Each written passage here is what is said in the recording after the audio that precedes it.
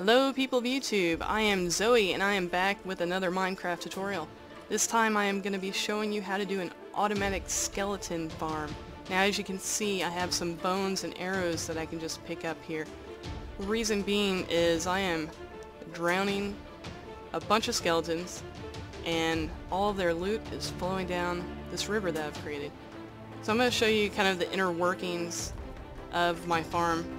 So the skeletons are dying right behind these blocks, and when they die, they drop their loot, and as you can see it flows down my river here. Oh, I picked it up, and it flows down there back to where I picked things up. I'll show you the actual spawner. Now if you haven't seen a spawner before, you're about to. That is what a spawner looks like. And this happens to be a skeleton one because there is a skeleton spinning around inside. Now, if you ever see blocks like this with this green stuff on it, definitely want to explore because it probably has a spawner and some chests for you to open. So now that you've seen my finished product and how we can pick up our loot, let's go ahead and do the tutorial. Okay, for the purposes of this tutorial, I am going to use a zombie spawner because it is the only other one I've found so far in my world. So, I will say be very, very careful when you're working around this because if you are in creative mode, all it takes is one hit and you have blown your spawner up and there's really no good way of getting it back except for using a mod called, I think it's called World Edit. So yeah, no happy triggers around this. It would be best if you would go into survival when you are taking torches off of your spawner. Now, that's another thing. While you're doing this, you definitely want to have torches on your spawner because that will prevent any zombies from spawning right now. So what I generally do, oh, and again, let me just tell you the quick rundown on supplies you'll need. You're going to need obviously some digging and mining tools. You're going to need at least 2 buckets of water and some kind of fill-in block of your choice and some torches. Generally what I do is I dig a few blocks below the spawner. So I think I can dig a little bit faster here. I just don't want to break my spawner. Now, you can make this area as big as you want it, but I wouldn't go more than 8 blocks deep, or wide, I guess, the length here. Because water is going to flow 7 blocks.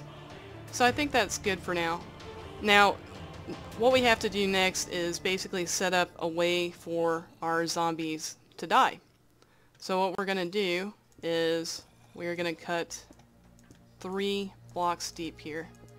3 is plenty enough for our zombies to die. We're going to drown them to death.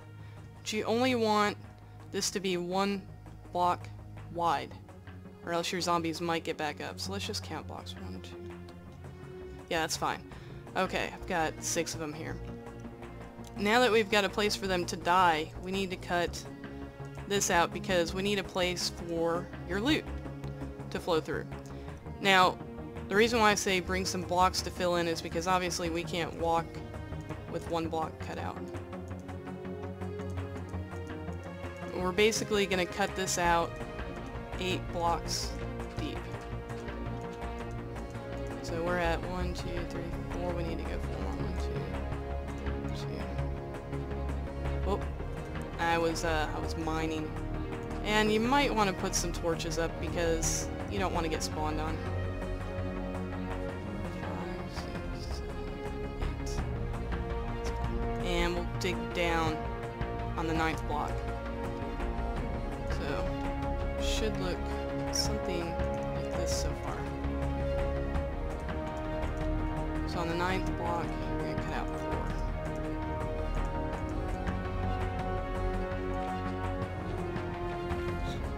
Out real quick just so we can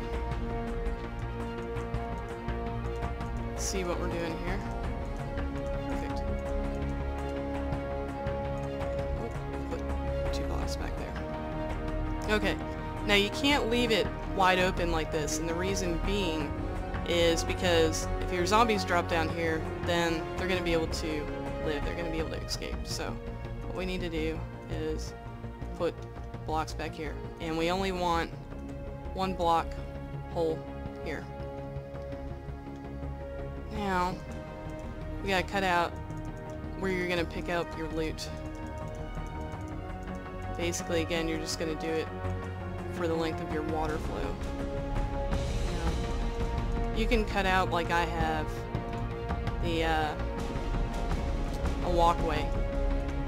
That's up to you how you want to do that.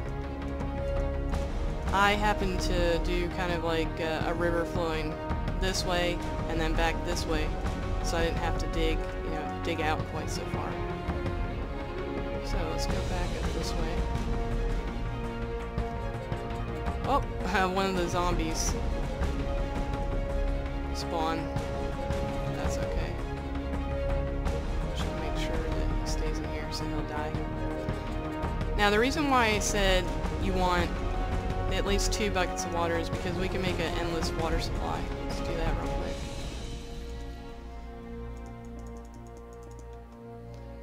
Alright, I'm gonna... Whoa, what's that? Okay, I'm gonna cut it out right here, hopefully. Alright, now you want to take your 2 buckets of water and you're gonna put one in this corner here, and your other one in this corner. Now you have an endless supply of water that you can take from. So now that you've cut out the basic structure of your skeleton farm here, we're going to go ahead and lay water down. So what I'm going to do is, facing this way, because I want the water to flow back behind me, I'm going to place one here, here, and here. And now it's going to flow down here, and as you can see, my zombies are gonna die.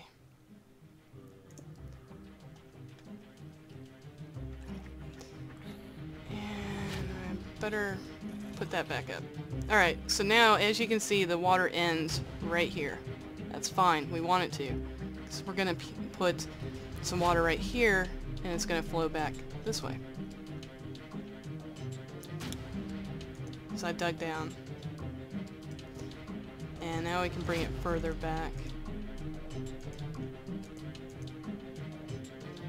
And now, when you stand here, and if you need to bring it back even further, you can.